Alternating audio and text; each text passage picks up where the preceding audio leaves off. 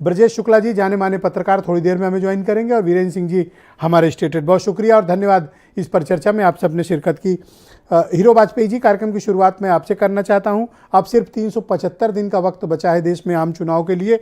BJP की क्या तैयारी है अपोजिशन से लड़ने के लिए? और अपोजिशन भी कोई कमज़ोर नहीं है, खड़ा है आपके सामने, हर राज्य में चुनौती दे रहा है।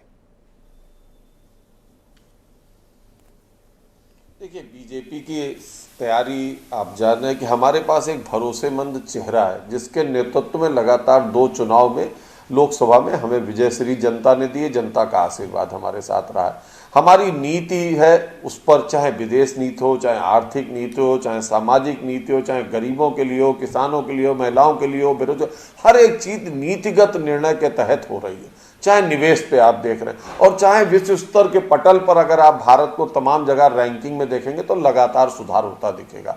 आम जनता जो कोरोना काल गुजर गया, वो इसी कार्यकाल में रहा जो मोदी जी का, उसका सफलतापूर्वक सामना हमने जिस तरह से विश्व में किया, और भारत अग्रणी राज्य रहा जहां एकदम संसाधन नहीं थे और सारे संसाधनों को जुटाकर हमने उसका सामना किया। जनता वो भी देख रही है। दूसरे, जिस विपक्ष की आप बात कर रहे हैं और जिस विपक्ष की चर्चा चुनाव के दौरान होती है, मैं उत्तर प्रदेश को ले लूं या देश को ले लूं, चुनाव से पहले हम 7-7 हैं, चुनाव के बाद हम 7-8 हैं। ये जनता लगातार बहुत समय से देखती आ रही है। कभी दूसरा पक्ष, कभी एक तृतीय पक्ष, एक तमाम तरह के गठबंधन होते रहे और वो जनता के द्वारा ठगबंधन माने जाने लगे।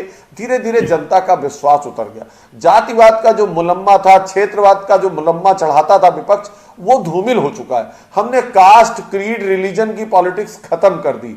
हमने ये रखा कि जो व्यक्ति, जो लाभार्थी है, जिस तक सरकार की योजनाएं पहुंची हैं, सरकार उसके द्वार जाएगी, हमारे कार्यकर्ता जाएंगे, हमारे नेता जाएंगे, अपनी बात रखेंगे, जनता का आशीर्वाद कि आप सिर्फ हिंदी पट्टी पर ही फोकस कर रहे हैं, क्योंकि मैं अगर पश्चिम बंगाल से शुरू करूं, उड़ीसा होते हुए तमिलनाडु पहुंचूं और फिर केरल, आंध्र प्रदेश, तेलंगाना होते हुए आऊं, आप मुश्किल में हैं, आसान नहीं है आपके लिए। नहीं ब्रजेश जी, जब ये चुनाव क्षेत्रीय मुद्दों पर होते हैं तो वहां के क्षेत्रीय मुद्दे हावी रहते हैं, वहां का क्षेत्रीय नेतृत्व भी रहता है।